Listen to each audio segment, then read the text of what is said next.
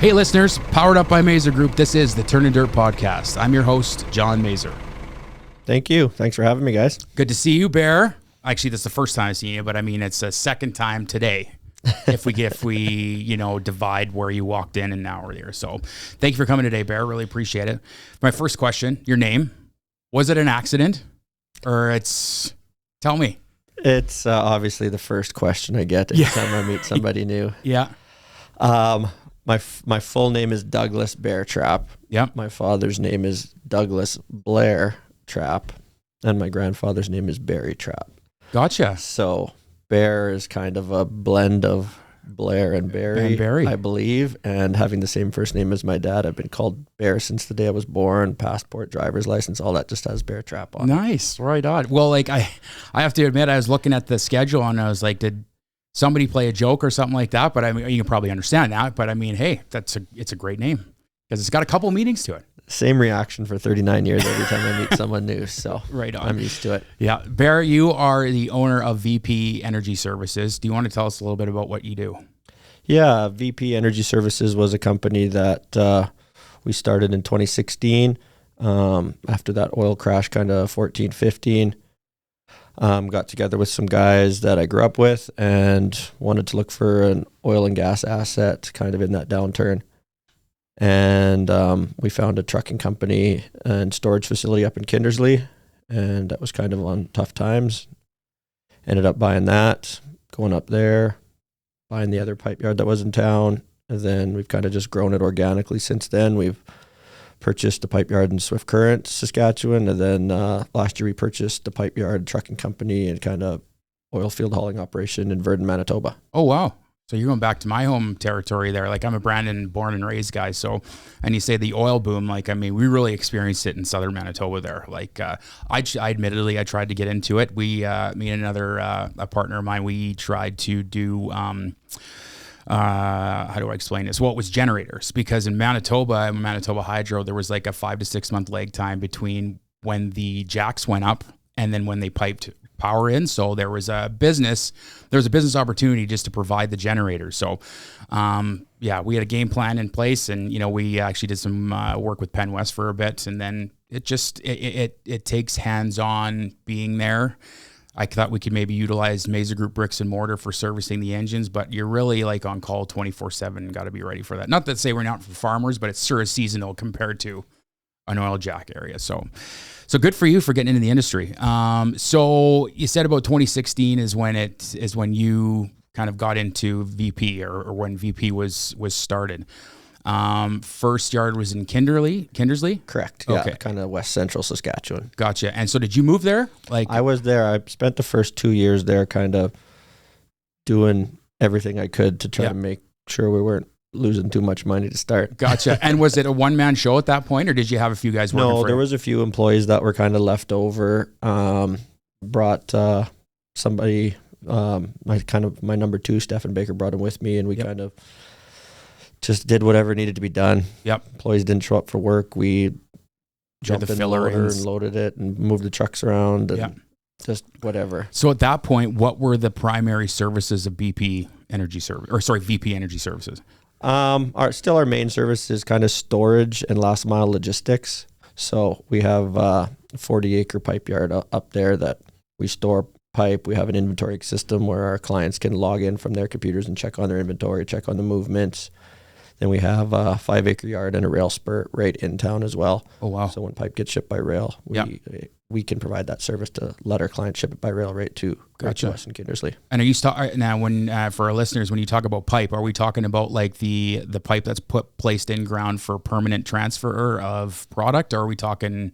No, so that's like flow line pipe, right? Yeah, so we're storing casing and tubing. So they drill a hole. Yep. They pull the drill out, and then they run a steel casing in. So basically like putting this permanent steel straw in the ground, and then they run all their tools inside that casing and frack through that using that casing. So you're really second on the scene after the hole is drilled then?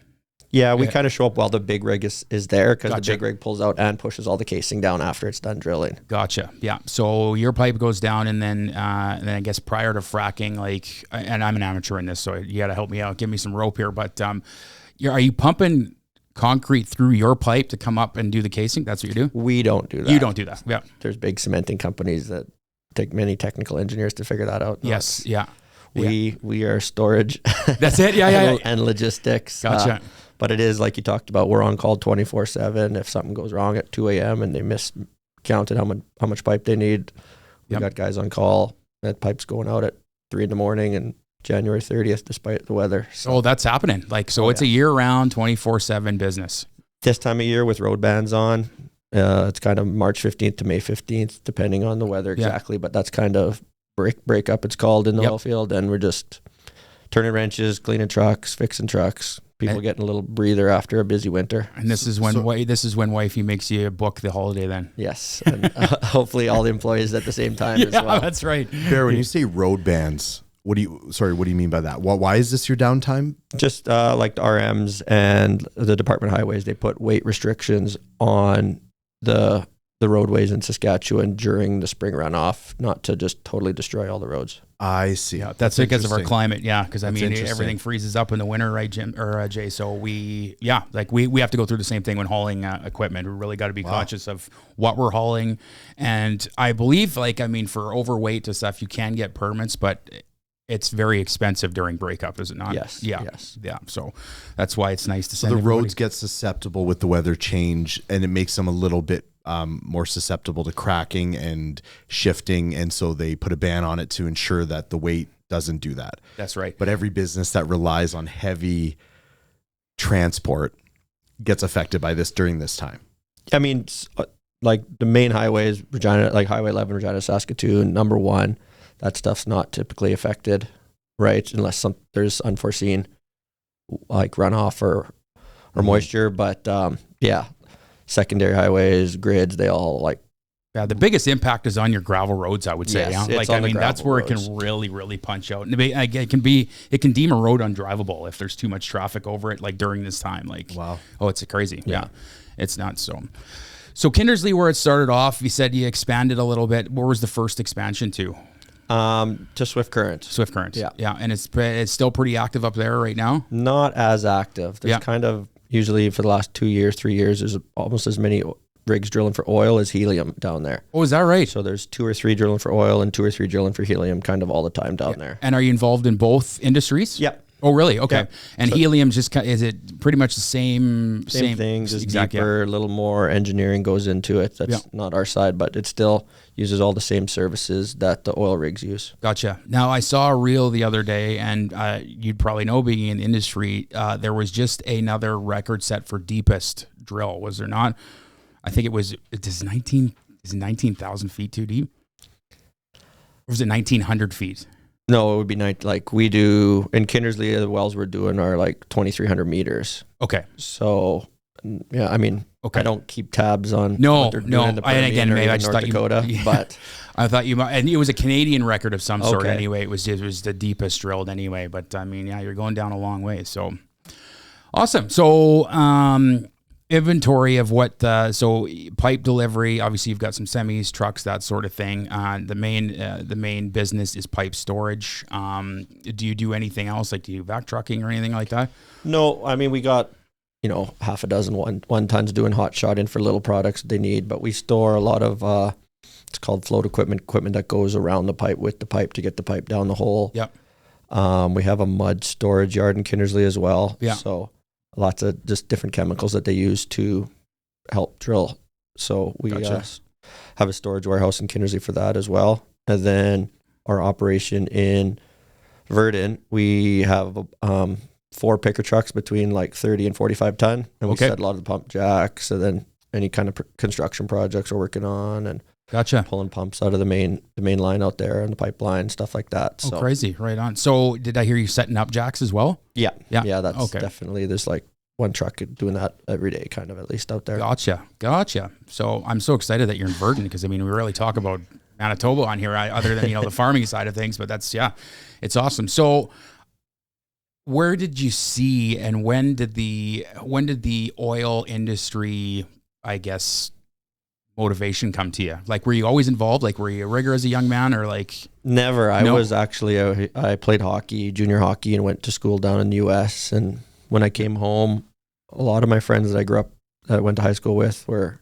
geologists or oil and gas lawyers or working in oil and gas some way. And I just, from the periphery, I wanted to be a part of that. Yep. I used to talk to all my American classmates and teammates about how blessed we were in Saskatchewan with the resources we had. Yes. We have agriculture, oil, Yep. gold, diamonds, Yep. uranium, potash. Like people that grew up in Connecticut or Massachusetts, like No they idea. have no idea what these Yeah. industries even are. Yeah.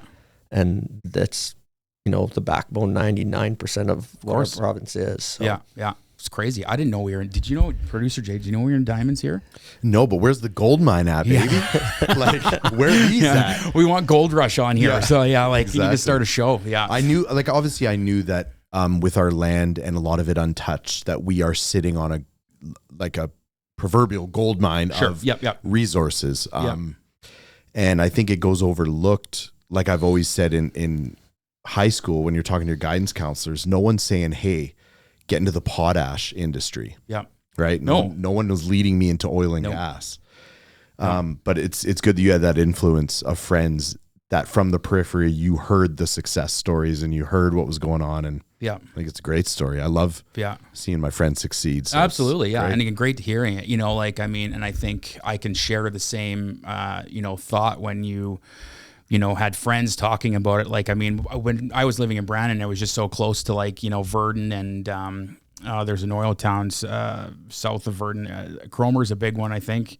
And, Pearson, it's not Weyburn. No, Estevan. Estevan, thank you. Yeah, Estevan, Saskatchewan. But anyway, I got into it because all you hear is dollar signs, right? Oil's it's a worldwide commodity. So I don't know how loudly I should say this on the podcast, but the reason I got into it is that the big guys were just writing checks for whatever they needed, So it's good motivation.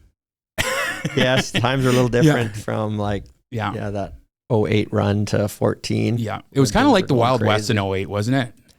I was just, oh, okay. I was down Yeah. far away from this, kind of witnessing the whole U.S. economic crash in 08 Yeah. while I was down there. So that was a difference. Yeah. So you're playing hockey at that time? Yeah. That's a really good topic to talk about. I don't know if people understand the seriousness of it, and I'm sure people do, but of just how much it affected the everyday person down there, that crash. Oh, I had an example. I went to school. We were 40 minutes north of New York City in Connecticut, where I went to school, playing hockey there. And there was girls in my class whose parents didn't say anything to them, and their cell phones got turned off because their parents went broke and didn't say anything to them while we're in school. This, Wow. your This happened classmate. in class.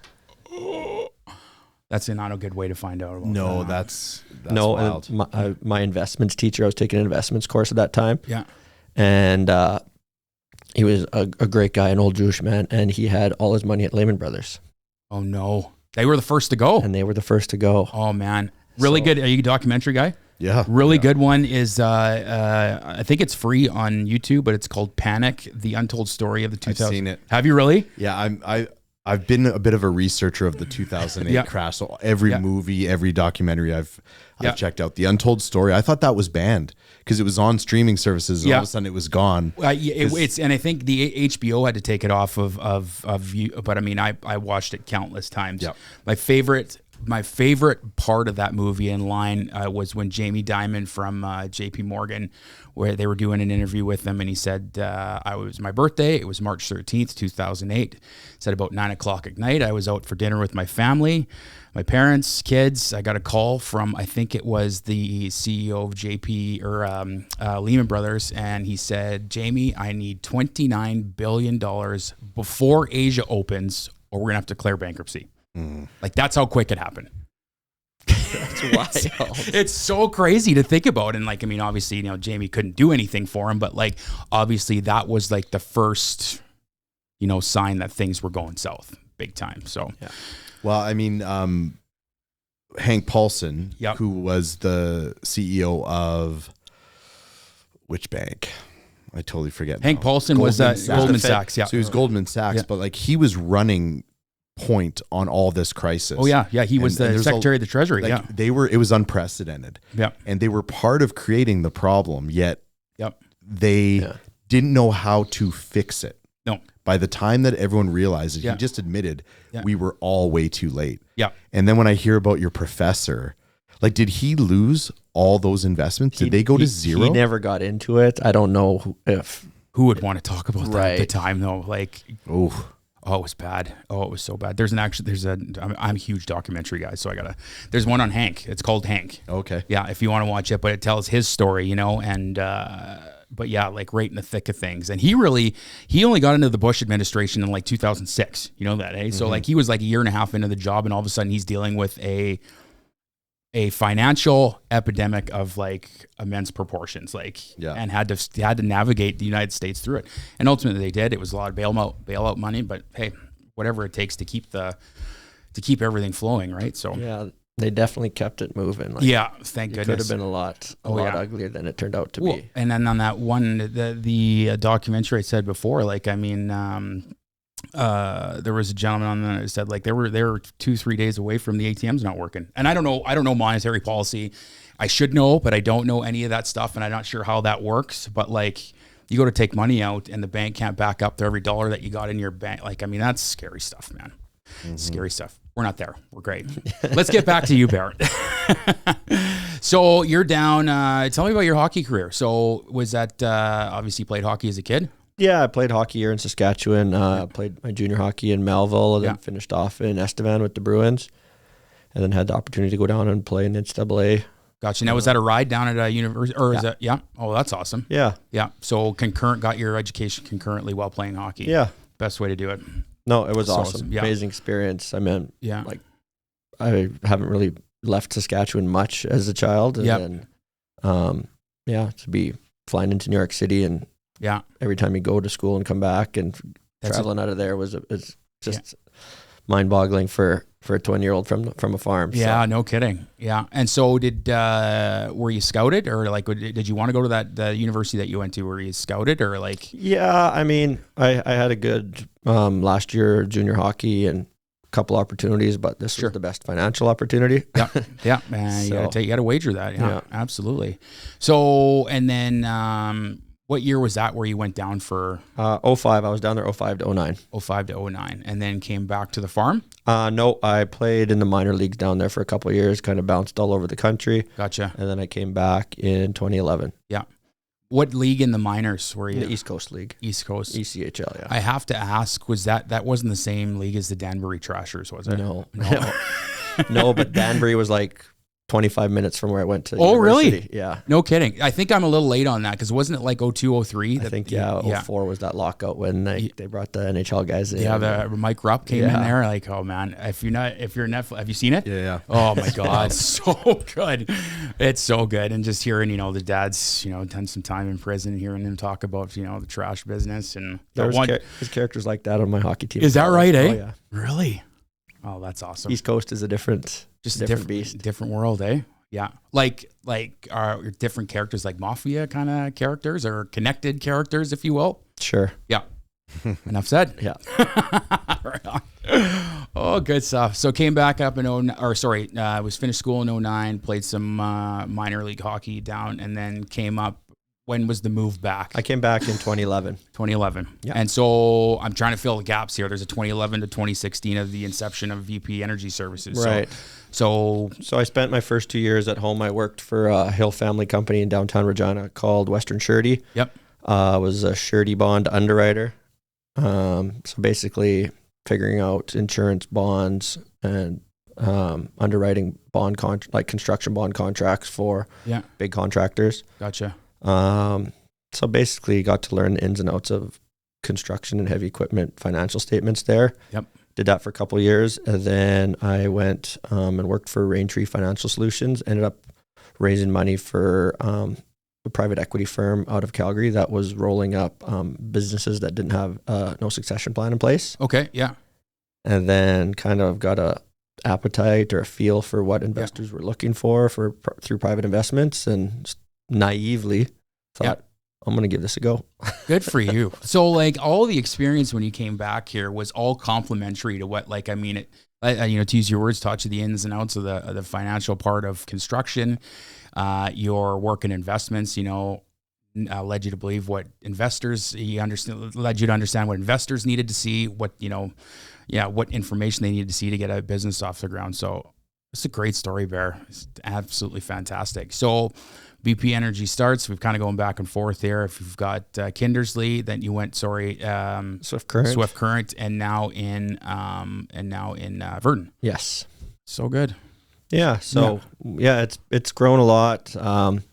We've had some really good investors. I got some really good business partners that kind of showed me the ropes and helped me, told me some courses to take and some stuff. Big farmer Christian Hebert, he's a shareholder in our business, and he kind of steered me and said, you need to take this course, an entrepreneurship course. And I took it, and it kind of changed the way I ran the business. I kind of pulled back, got a good manager in place. Yep. Saw myself micromanaging, so pulled away. You delegated. And I said, I'm going to try to grow this business. And doing that allowed us the chance to, actually grow. That's amazing. That's amazing. It's similar to my dad's story, Bob Mazer. He I can't get too far back, or we're going to be here for hours, but there was the opportunity to buy the business off my grandpa, and it was a one-store show in Brandon, and having the time of their lives, selling equipment, and that was back in the day when there was a farm on every quarter section, right? So he knew he wanted to get bigger, but didn't know, like, he was working his tail off, but really just in the confines of one store. And it was a mentor of his that just said, you got to delegate more, put more responsibility on your people. And that allowed him to free up some of his time, which sounds exactly what happened to you. He freed up your time and allowed you to expand. So is there, are you sticking with services that you're doing right now? Is there a plan for VP Energy Services and to get into different sides of the industry, or have you found, is this where your business lies? I feel like we found our niche. We've expanded a little bit into doing some pipeline hauling when there's a pipeline that's going in, and working for some of the crowns here in the potash industry when they need things, and just reaching out. I mean, we specialize in flat deck hauling, right? All our trailers are 53-foot triaxle flat decks, and we got a few winch tractors with some scissor neck roll trailers that we can move shacks and help out on rig moves and stuff like that. But we know our lane right now. Add-ons that we can find easily. We have a 1,000-barrel tank moving trailer that we move tanks with. Wow! But I mean, we could probably try to move some bins with it too if we wanted to. But our staff we're pretty balls to the wall once drilling fires up. And how many people do you employ? We got 50 people. 50 people. Yeah. Good for you. That's unbelievable. And what are the biggest struggles in the industry right now, and how does outside either government pressures or environmentalist pressures affect what you do? So the two questions. So what is the biggest struggle? And then kind of how do those outside pressures affect how you move forward with running your business? Manpower has definitely been a struggle. Skilled labor, there's lots of really good long-time truck drivers, loader operators that are, coming to retirement age. And so replacing them, it's not a cool TikTok industry to become a trucker. And, most people don't realize, like, lots of truckers make six figures, right? Mm-hmm. Like, there's money to be made if you want to work, right? Yep. But so backfilling the truck driver shortage that's coming, I see is a hurdle, and it's a daily hurdle for us. The environmental, governmental side of stuff, I mean, I'm used to the industry, how it is since we've had the current government in place federally. That's the whole time I've been in the industry. Lots of my colleagues and stuff, smile and they say, "You haven't seen a boom yet." Okay. Yeah. Right. Yeah. So if this is life with someone's thumb on you, I'm excited for life after that thumb gets lifted. How awesome is that? That's fair. Yeah. That's a good feeling to have, eh? Yeah. And I mean, but it's oil, such a global commodity that Canada doesn't control the price on it, what we do, right? Yeah. It's a good time right now for Canadian oil companies. Oil's at 85 USD. A barrel? It's at 115 Canadian. What was it? Can you give me the fluctuations that you've seen in price per barrel over your career? When we bought the business in 2016, I think June 1st, 2016, it was $32 a barrel. US? Yeah. And it's 85 now. Yeah. Yeah. What's the best you've seen it at? Just coming out of COVID there, it reached 100 a couple times. Okay. Yeah, I should know that off the top of my head, but That's okay. Oh, it's- Yeah. No, don't worry about it. Like how do I start this? Because there was prior to, call it 2008 or whenever the kind of the oil boom happened down there, there was that was back at 50 cents a liter in gas. So, so I'm not sure, $30-$40 a barrel, something like that. But, there definitely was a time, and where I'm going with this is that the price per barrel made sense for the tar sands guys. And it it requires a lot more manufacture, a lot more, how do I word it, industry to get that oil and to haul it and stuff like that. Because, you're actually pulling it out of aggregate, right? Like that's instead of drilling down. So that's why like certain Middle Eastern desert areas are prone to oil because it's easier to extract from that. No, Or am I way off? You're here? way off. Because Okay, sorry. No, that's okay. I'm gonna shut up, and I'm gonna let the No, two it's okay. experts It's talk okay. now. It was just a moment that I wanted to educate you a little bit, producer Jay. But Middle Eastern countries are fluent with Bear's industry and drilling, because they can just drill down and it's easy. What the tar sands is they're actually scraping oil saturated aggregate, and jump in here if they're just cleaning up the world's biggest oil spills. There you go. Yeah, exactly. Getting oil out of the sand, but it takes a lot of energy to move it where it needs to wash it basically out and separate it from what it's in. So that's the hardest extraction process that exists for getting oil. Like Most it doesn't, expensive. it doesn't make sense at $50 a barrel, I don't think. But in those days when it was 8,500 over $100 a barrel, on a mass scale, it makes sense. It makes complete sense. So, yeah. So this is going to sound ignorant, but when you say tar sands and this geological situation, which areas are those in? That's Fort McMurray, Alberta. So and the map shows it comes into Saskatchewan significantly. We never touched it. We haven't touched it. Yeah. Okay. Don't know if we will. No. Yeah. Who knows? Yeah. Pretty easy just to set up a jack or a drill and drill straight down. Right? Because we're talking mass excavation. That's really billions and billions of pre-set up. So that's why their cost is so much higher. Okay. Yeah. Crazy. You got a family? I do. Nice. Married? Yep. Good Married. I have a daughter that's 18, and my wife's got two boys that are 17 and 19. So that worked out perfectly. Yeah. It was great. When we met, they were kind of 10, 11, 12. So awesome. Well, that's fantastic. So you said your daughter was 18? Yeah. Crazy. So I guess in Saskatchewan, 18 is a big number for us Manitobans because that's the drinking age there. Yeah. It's 19, so you got one more year, right? I remember when we were all in high school, we'd take off to Alberta or Manitoba whenever we could. Yeah, because we could go into a club without our little old SGI fake ID that I'm totally heating myself on. Yeah, I'd have my friend's ID, right? I look like one of my friends, so we'd swap them and then pass it back. Yeah, you had to move. It was wild. Oh, yeah, she's been bugging me she wanted to get to Mississippi in this February here, but we never ended up getting over there. But yeah. Well, there's a summer today. So when's her birthday? It was in January. Oh, it was in January. Sorry, I got you. Yeah. Yeah, so you can head there this summer, I think, if you wanted to. I guess it's ski hill, but crazy.